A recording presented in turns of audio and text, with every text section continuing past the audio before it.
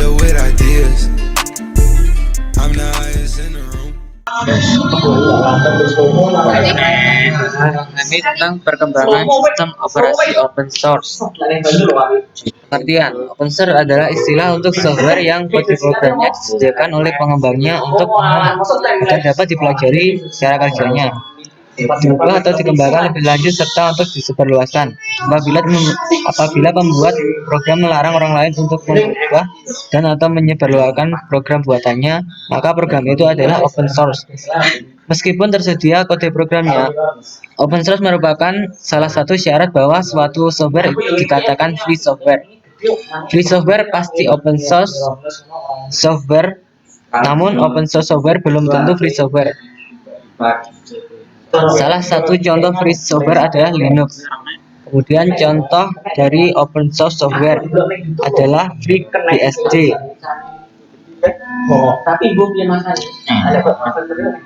Kemudian GNU Linux. GNU Linux adalah sebuah sistem operasi yang diciptakan oleh Linus Benedict Torvalds, seorang mahasiswa Universitas Helsinki, Finlandia di tahun 1991. Proyek GNU ini diluncurkan pada tahun 1984 untuk mengembangkan sebuah sistem operasi lengkap mirip Linux berbasis perangkat lunak bebas, yaitu sistem GNU. GNU merupakan akronim berulang dari GNU Not Unix. GNU dilafalkan dengan GNU. Dan distro Linux. Distribusi Linux atau distro Linux adalah sebuah sebutan untuk sistem operasi komputer dan aplikasinya. Merupakan keluarga Unix yang menggunakan kernel Linux. Distribusi Linux dapat berupa perangkat lunak bebas dan bisa juga berupa perangkat lunak komersial seperti Red Hat, Enterprise, SUSE, dan lain-lain. Kemudian ada repository. Repository merupakan sekumpulan paket-paket aplikasi atau program untuk sebuah sistem operasi Linux yang digunakan untuk menunjang kinerja dari sebuah aplikasi, program, dan sebagainya yang didapatkan dari server mirror atau CD dan DVD atau media penyimpanan lainnya. Dengan kata lain, repository adalah paket-paket khusus untuk sebuah sistem operasi yang kemudian paket-paket tersebut diinstal untuk mendapatkan kinerja lebih baik dari sebuah sistem operasi. Arsitektur sistem operasi Linux. Pertama, kernel. Kernel Linux adalah kernel yang digunakan dalam sistem operasi GNU atau Linux. Kernel ini merupakan turunan dari keluarga sistem operasi Unix, dirilis dengan menggunakan lisensi GNU General Public Lisensi atau GPL dan dikembangkan oleh pemrogram di seluruh dunia. Yang kedua adalah library. Library adalah file atau sekumpulan file yang ada di dalamnya terdapat fungsi atau kelas yang dibutuhkan oleh program aplikasi. Sebagai contoh library adalah glibc, libcurl, libpng, serta library yang lain yang fungsinya menjadi fondasi untuk program yang akan berjalan di atasnya. Misalnya tanpa library getty, maka kita tidak dapat membuka shell atau CLI. Selanjutnya adalah shell. Shell adalah aplikasi yang bertugas menerima input perintah dari user. Pada sistem operasi Windows dapat disamakan dengan command prompt. Bedanya shell di Linux tidak terkait dengan GUI-nya. Selanjutnya adalah Xwindows. Xwindows adalah library khusus untuk tampilan GUI dan GUI di Unix atau Linux. Tanpa adanya library ini, maka KDE, GNOME, atau OpenOffice tidak akan dapat berjalan. Selanjutnya Windows Manager. Windows Manager adalah pengelola jendela dari aplikasi yang berjalan di GUI. Windows Manager hanya bertugas menangani posisi aplikasi di layar. Windows Manager tidak mempunyai fitur misal drag and drop atau fitur canggih lainnya. Selanjutnya adalah desktop. Lapisan di atas Windows Manager adalah desktop. Ini adalah tampilan antarmuka yang langsung berhubungan dengan user, di mana user tinggal klik drag melakukan segala kemudahan hanya dengan mouse. Selanjutnya adalah aplikasi. Lapisan yang paling atas dari sistem operasi Linux adalah aplikasi, misal Gedit, OpenOffice, dan Firefox. Sebenarnya masih banyak lagi aplikasi-aplikasi yang disediakan sendiri oleh vendor-vendor Linux. Misalnya untuk kategori jaringan, keamanan, editing foto, dan lain sebagainya. Asik, mari.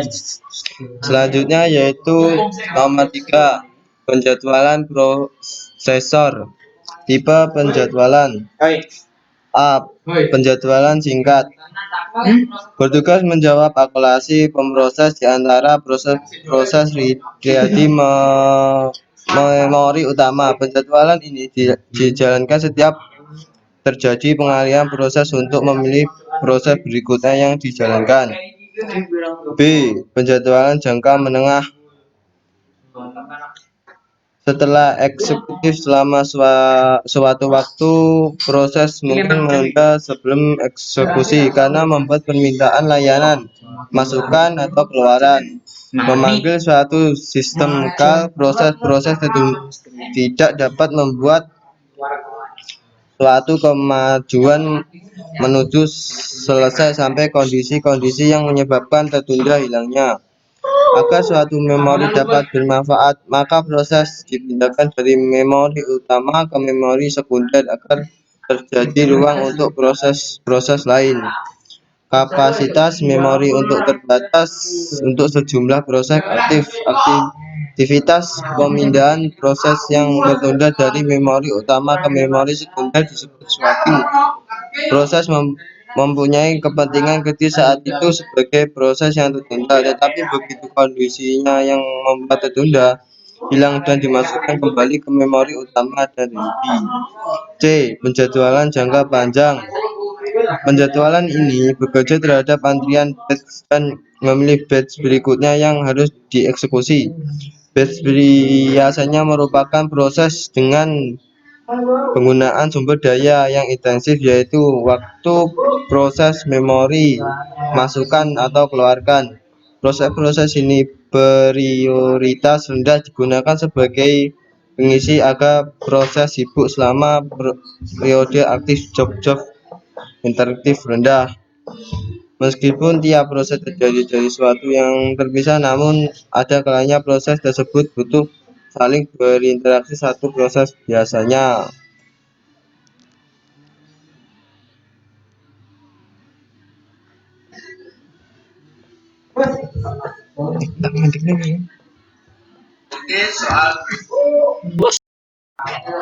Selanjutnya yaitu algoritma penjadwalan. Proses ini memerlukan proses dan penjadwalan pemakaian prosesor berdasarkan berbagai ketentuan pada penjadwalan. Proses serentak dapat disusun teknik penjadwalan proses. Dapat dipandang semua proses serentak itu sebagai satu kumpulan proses yang memerlukan proses. Yang ke satu yaitu Viscount-Server merupakan algoritma penjadwalan yang paling sederhana yang digunakan dalam CPU. Dengan menggunakan algoritma ini, setiap proses yang berada pada status ready dimasukkan ke dalam FIFO atau antrian dapat prinsip fish in fish out sesuai dengan waktu kedatangannya proses yang tiba terlebih dahulu yang akan dieksekusi. Yang kedua yaitu Softest Job Fish. Pada algoritma ini, setiap proses yang ada di ready atau dieksekusi berdasarkan bus time terkecil. Hal ini mengakibatkan waiting time yang pendek untuk setiap proses, dan karena hal tersebut maka waiting time rata-rata juga menjadi pendek. Yang ketiga, priority scheduling. Proses merupakan algoritma penjadwalan yang mendahulukan proses yang memiliki prioritas tinggi. Setiap proses memiliki prioritasnya masing-masing. Prioritasnya suatu proses dapat ditentukan melalui beberapa karakteristik, antara lain time limit, memory requirement, access field, perbandingan antara I/O dan bus dengan CPU bus, tingkat terpenting prosesnya. Yang keempat yaitu round robin scheduling. Algoritma ini mengilir proses yang ada di antrian. Setiap proses mendapat jatah sebesar tim kuantum. Jika tim kuantumnya habis atau prosesnya sudah selesai, CPU akan dialokasikan ke proses berikutnya. Semua proses mendapat jatah waktu yang sama dari CPU, yaitu satu atau n, dan tak akan menunggu lebih dari n-π. Dengan π atau lama satu kuantum, jika π tersebut besar maka akan sama dengan algoritma VCFS. Jika terlalu kecil akan semakin banyak peralihan proses sehingga banyak waktu terbuang. Konsep dasar dari algoritma ini adalah dengan menggunakan tim sharing. Pada dasar algoritma ini sama dengan VCFS, hanya saja bersifat beraktif. Setiap proses mendapat waktu CPU yang disebut dengan waktu kuantum. Untuk membatasi proses-proses biasanya 1-100 milidetik. Setelah habis proses ditunda dan ditambahkan pada reaksi Wheatim.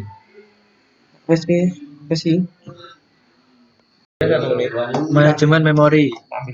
Manajemen memori adalah pusat dari operasi pada sistem komputer modern. Memori adalah area besar dari word atau byte yang disebut alamat. CPU mengambil instruksi dari memori berdasarkan nilai dari program counter. Instruksi ini menyebabkan penambahan muatan dari dan ke alamat memori tertentu. Instruksi eksekusi yang umum, contohnya pertama mengambil instruksi dari memori. Instruksi dikodekan dengan dan mungkin mengambil operan dari memori. Setelah instruksi eksekusi pada operan, hasilnya ada yang dikirim kembali ke memori. Memori hanya merupakan deretan alamat memori, tanpa tahu bagaimana membangkitkan instruction, counter, indexing, indirection, literal address, dan lainnya.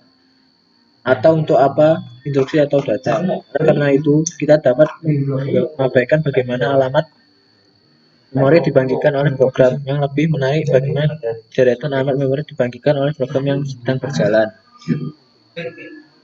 Manajemen memori ada 3, yaitu swapping.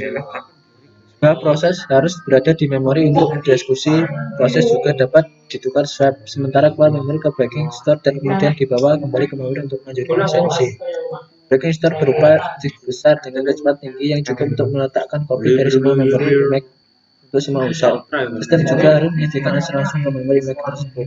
Contohnya, sebuah lingkungan multiprogramming dengan penjadwalan CPU menggunakan algoritma round robin pada saat waktu kuantum berakhir.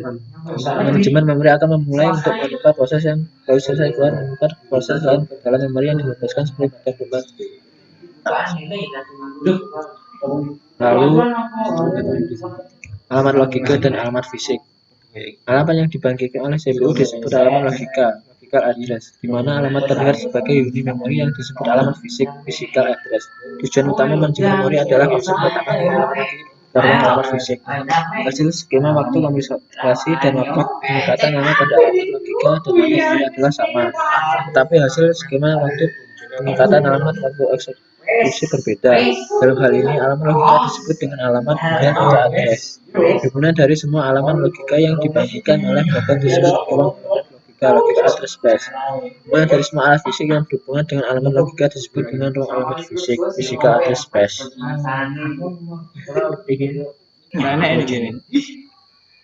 Manajemen input atau output terdiri dari beberapa bagian. Yang pertama, sistem masukan dan keluaran. Yang kedua adalah fungsi modul input atau output. Yang ketiga ada struktur model input atau output. Teknik masukan dan keluaran terdiri dari 3 bagian, yaitu input atau output dari program, interrupt, dan director akses memori. Kemudian ada yang kelima, yaitu perangkat eksternal.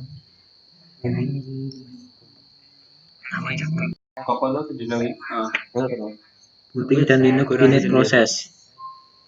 Linux Booting Process. Booting merupakan suatu proses pada sistem operasi ketika suatu laptop atau komputer dihidupkan pertama kali. Urutan proses booting pada sistem operasi Linux secara umum adalah sebagai berikut. Yang pertama, masuk BIOS. Basic Input Output System merupakan interface level paling bawah yang menghubungkan antara komputer dan peripheralnya. BIOS merupakan mengecekkan integritas memori dan mencari instruksi pada master boot record MBR yang terdapat pada floppy drive atau hard disk. Yang kedua, MBR menjalankan bootloader. Pada sistem operasi Linux, bootloader yang sering dipakai adalah Lilo, Linux Loader, dan grup GNU Unit bootloader. Pada Red Hat dan turunannya menggunakan grup sebagai bootloader. Lilo atau grup membaca label. Sistem operasi yang kanalnya akan dijalankan. Pada bootloader inilah sistem operasi mulai dipanggil untuk mengkonfigurasi file group, buka file di booting group files, yang lalu menentukan jenis run level. Itu tanggung jawab untuk routing serang ke kernel. Setelah itu, kernel akan menampilkan versi dari kernel yang digunakan, ngecek status file Linux, ngecek partisi swap, ngecek memori, dan sebagainya. Lalu menjalankan program init. Kernel yang dipanggil oleh bootloader kemudian menjalankan program init, yaitu proses yang menjadi dasar dari proses-proses yang lain. Ini dikenal dengan nama interface proses. Proses ini mengacu pada script yang ada di file etc/rc init. Yang terakhir, kernel. Program ini kemudian menentukan jenis run level yang terletak pada file init. Berdasarkan pada run level, script kemudian menjalankan berbagai proses lain yang dibutuhkan oleh sistem sehingga sistem dapat fungsi dan digunakan.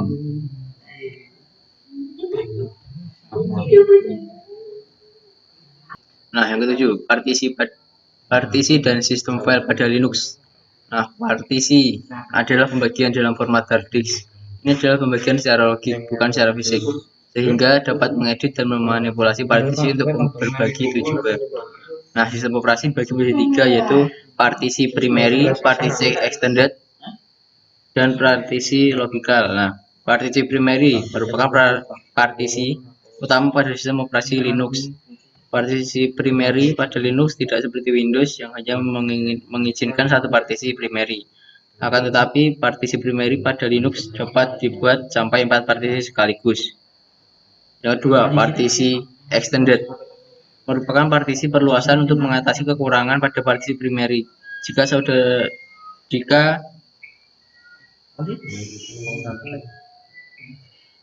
Jika Anda men-setting partisi menjadi 4 bagian, maka salah satu dari partisi akan dikorbankan menjadi partisi extended. Nah, yang ketiga, partisi logikal. Partisi ini biasanya selalu dibuat dalam bentuk partisi extended. Penomoran partisi logikal selalu dimulai dari nomor 5, 6, 7, dan 8. Atau kita dapat melihatnya dengan agar 5, agar 6, agar 7. Nah, sistem file pada Linux.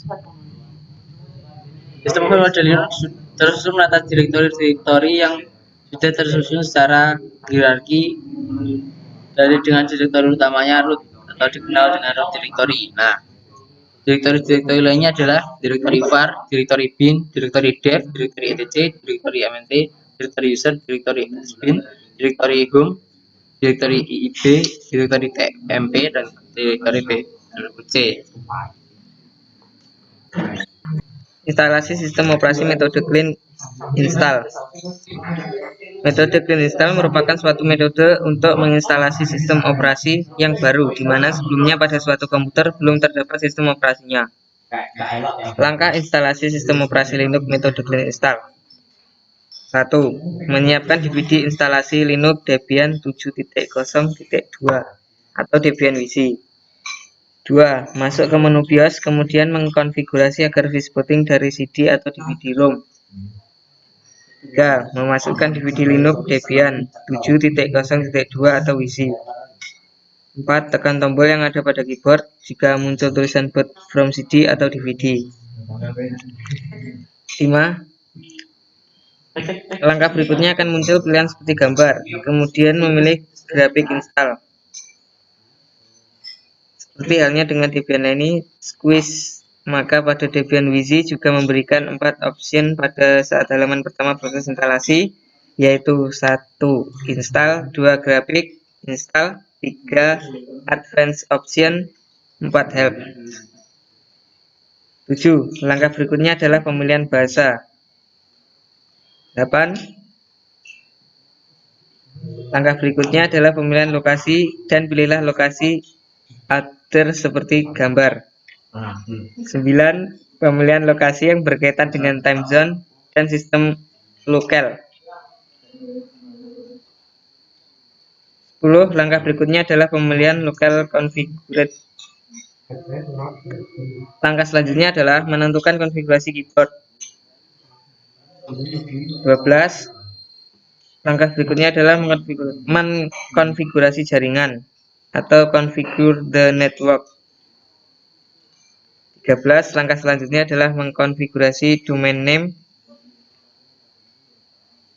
14. Pemberian root password. 15. Langkah selanjutnya adalah menambahkan nama user baru dan password. 16. Pemberian password pada user baru tersebut. 17. Mengkonfigurasi the clock atau jam. 18.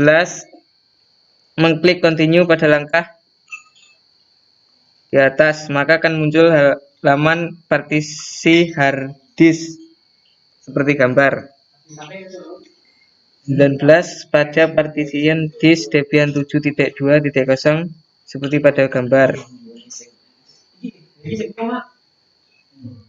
Pemilihan partisi hard disk dengan nama SCS13 atau 0,0,0 atau SDA sampai 8.6 GB atas. 21. Pemilihan partitioning skema pada hard disk terdapat 3 pilihan, yaitu all files in one partition, separate atau home partition, dan separated atau home atau directory home, directory USR, directory var, dan directory tmp partition. 22. Langkah ini berisi informasi tentang partisi hard disk. 23. Setelah proses install base system selesai, maka langkah selanjutnya adalah mengkonfigurasi the package manager. 24. Pemilihan network mirror untuk instalasi software Debian 6.0.4 squeeze. 25. Konfigurasi tentang popularity contest. 26. Pemilihan tentang software yang akan diinstal. 27. Melakukan konfigurasi terhadap ManDB. 28. Tahap paling akhir adalah finishing instalasi dan telah muncul pesan installation complete. 29. Proses pertama kali booting setelah proses instalasi selesai dilaksanakan. 30. Halaman loading pada sistem operasi Debian 7.2.0 ditunjukkan seperti gambar. Langkah selanjutnya adalah pemilihan user dan memasukkan password agar dapat login ke sistem Debian WiZi. 32. Apabila username dan password yang dimasukkan benar, maka akan muncul halaman utama dari desktop Debian WiZi seperti berikut. Instalasi sistem operasi metode upgrade. Secara umum terdapat 2 cara untuk melakukan upgrade terhadap sistem operasi, yaitu fresh dan package upgrade. Pada fresh upgrade, maka semua file sistem operasi yang lama akan digantikan dengan sistem operasi yang baru. Sedangkan pada metode package upgrade, maka cukup hanya package tertentu aja yang diupgrade. Langkah-langkah yang dapat dilakukan adalah sebagai berikut. 1. Mendownload min backup. 2. Mencari file min backup, kemudian klik pada all in the tab column to download the package. 3. Simpan pada komputer saudara, kemudian double klik the file tab untuk menginstal min backup.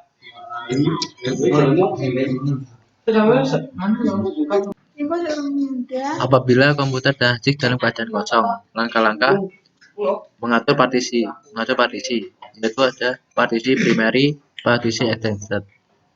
Kemudian menentukan kebutuhan ukuran dan jenis file system. Lalu membagi partisi extended, yaitu ada 5. Extension pertama SDA 5 sebagai div D Windows. Kedua, extended kedua SDA 6 sebagai root system. Ketiga, extended ketiga SDA 7 partisi swap. Yang keempat, extended keempat SDA partisi home. Lalu memisah Windows jika Windows tidak membaca RSP SSD 3 atau receive. Yang terakhir, install Linux. Biarkan bootloader mendeteksi secara otomatis sistem operasi Windows.